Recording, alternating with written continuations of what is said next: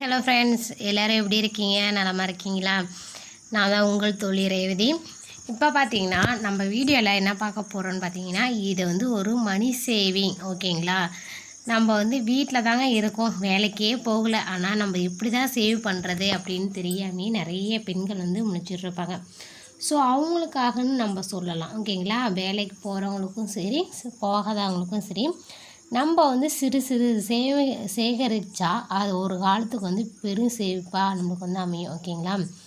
என்ன தான் நம்ம கணவர்கள் காசு பணம் நம்மகிட்ட கொடுத்தாலும் பெண்களாகிய நாம் தான் அது அதிக வருமானம் வர மாதிரி நம்ம சேமிக்க முடியும்.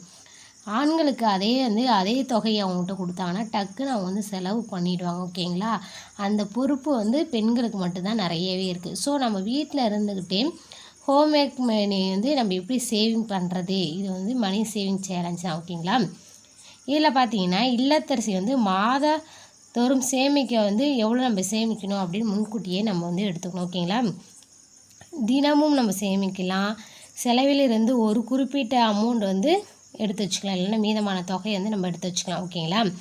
தினமும் எடுத்து வைக்கும்போது நம்முடைய சேவிங் அதிகப்படுத்த முடியும். ஓகேங்களா? தினமும் நம்ம எடுத்து வைக்கும்போது சேவிங் நிறைய இருக்கும்.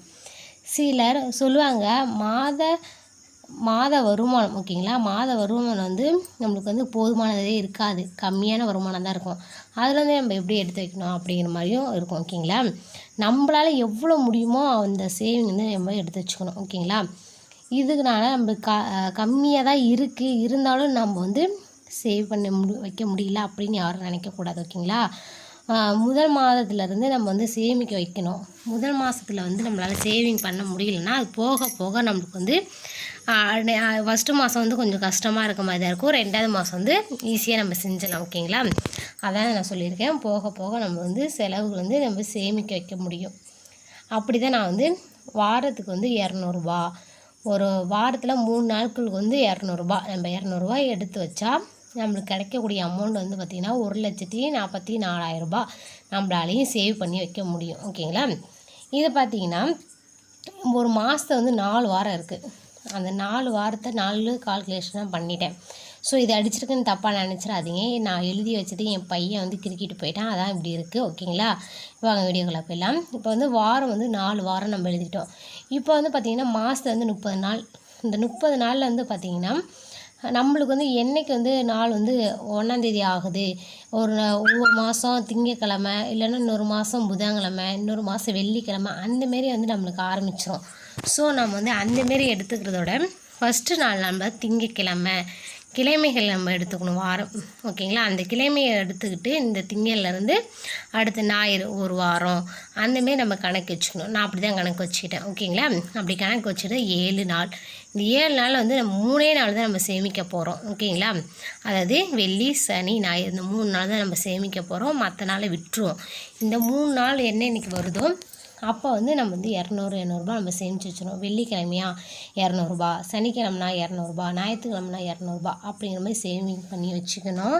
ஏன்னா வாரத்துக்கு 3 நாட்கள் சேமிக்கிறோம். ஓகேங்களா? இப்போ 200 வெள்ளிக்கிழமை 200, சனிக்கிழமை 200, ஞாயிற்றுக்கிழமை 200. இப்போ வார சேமிப்புன்னு பார்த்தா நம்ம 600 நம்ம சேமித்து வைக்கிறோம். ஓகேங்களா? இதே 4 வாரத்துக்கு நம்ம எவ்வளோ சேமிக்கிறோம் அப்படின்னு பார்த்தீங்கன்னா 1200 நம்ம சேமிக்கிறோம்.